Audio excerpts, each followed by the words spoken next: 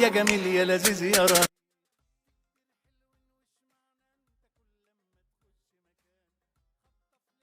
منع راغب علامة من الغناء في مصر بعد تجاوزات في حفله بالساحل الشمالي.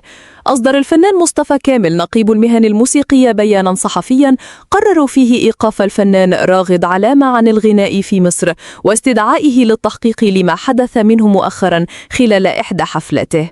وقال النقيب مصطفى كامل: تابعت على مدار يومين سلوكا مشيدا يخالف كل العادات والتقاليد والقيم المجتمعية المصرية، ولم نعتد عليه داخل وطننا سابقا، ولن نسمح بأن يتكرر على أرض أم كلثوم وعبد الوهاب وحليم وعظماء الفن العربي.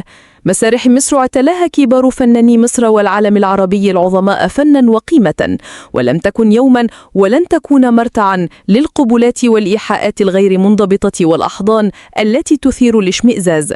وأضاف: مع تقديم خالص احترامي وتقديري للسيد الأستاذ الصديق فريد بوسعيد نقيب الموسيقيين بدولة لبنان الشقيقة، ولكل الإخوة الأشقاء الشعب اللبناني الحبيب، فقد قررنا نحن نقابة المهن الموسيقية نقيبا ومجلس إدارة الآتي: استدعاء الفنان راغب علامة لمقر نقابة المهن الموسيقية بمصر، والتحقيق معه فيما بدر منه عمدا بمخالفة الأعراف والعادات والتقاليد المصرية، وإيقاف التصريح له بالعمل داخل مصر لحين مثوله للتحقيق بمقر النقابة.